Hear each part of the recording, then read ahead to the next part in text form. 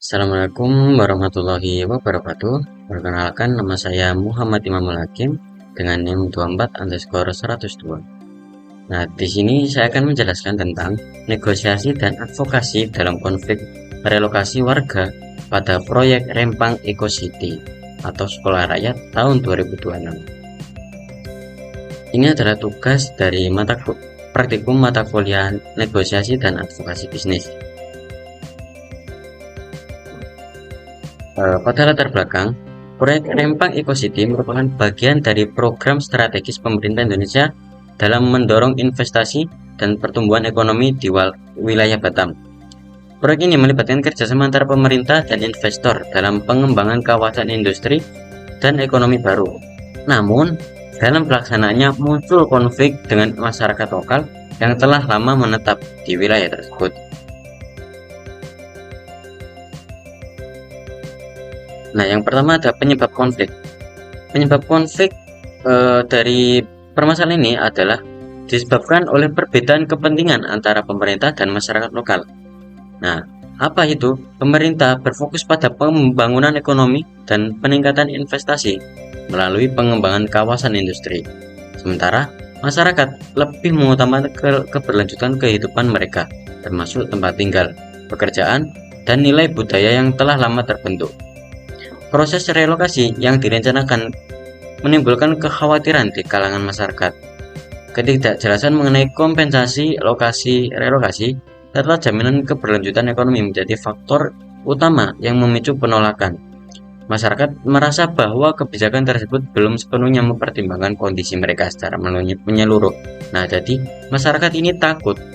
Kenapa? Takut karena belum ketidakjelasan mengenai kompensasi lokasi dan relokasi serta jaminan keberlanjutan ekonomi. Nah, ini yang dikhawatirkan masyarakat. Takutnya masyarakat itu udah digusur tapi mereka tidak mendapatkan jaminan keberlanjutan hidup mereka, seperti itu. Nah, untuk proses negosiasi dalam kasus ini melibatkan pemerintah, lalu ada investor dan masyarakat sebagai pihak utama. Pemerintah berperan sebagai pengambil keputusan sekaligus mediator, sedangkan investor memiliki kepentingan terhadap kelancaran proyek.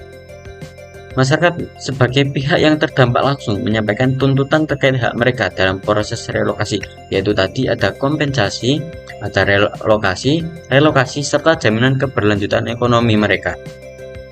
Proses negosiasi dilakukan melalui dialog dan musyawarah untuk mencapai kesepakatan bersama. Pemerintah menawarkan berbagai bentuk kompensasi, seperti penyediaan tempat tinggal baru dan fasilitas pendukung.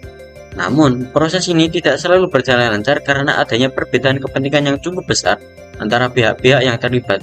Nah, karena masyarakat ini masih takut, karena belum terjamin sepenuhnya atau 100% mengenai kompensasi relokasi serta jaminan keberlanjutan ekonomi mereka, makanya proses negosiasi ini masih berlangsung. Karena belum adanya kesepakatan antara pemerintah, masyarakat, dan juga investor. Nah, advokasi bisnis pada konflik ini, masyarakat melalui advokasi sebagai bentuk upaya untuk mempertahankan hak dan kepentingan mereka. Dilakukannya advokasi dengan cara aksi protes, lalu penyampaian aspirasi kepada pemerintah, atau kerjasama dengan organisasi masyarakat sipil. Nah, ini adalah bentuk advokasi dari masyarakat terhadap pemerintah. Advokasi juga dilakukan melalui jalur hukum dan media untuk menarik perhatian publik terhadap permasalahan yang terjadi. Dukungan dari berbagai pihak, termasuk lembaga bantuan hukum, memperkuat posisi masyarakat dalam menghadapi pemerintah dan investor. Dalam perspektif stakeholder teori, masyarakat merupakan salah satu pihak yang memiliki kepentingan utama dalam proses tersebut. Advokasi yang dilakukan menjadi sarana untuk meningkatkan posisi tawar masyarakat dalam proses negosiasi, sehingga mereka dapat memperoleh hasil yang lebih adil. Kesimpulan dari kasus ini, konflik dalam proyek Rempang Eco City menunjukkan adanya pertentangan antara kepentingan pembangunan ekonomi dan keberlanjutan kehidupan masyarakat. Perbedaan kepentingan, kurangnya komunikasi, serta ketidakjelasan kebijakan relokasi menjadi faktor utama munculnya konflik. Penyelesaian konflik dilakukan melalui proses negosiasi dan advokasi yang melibatkan berbagai pihak.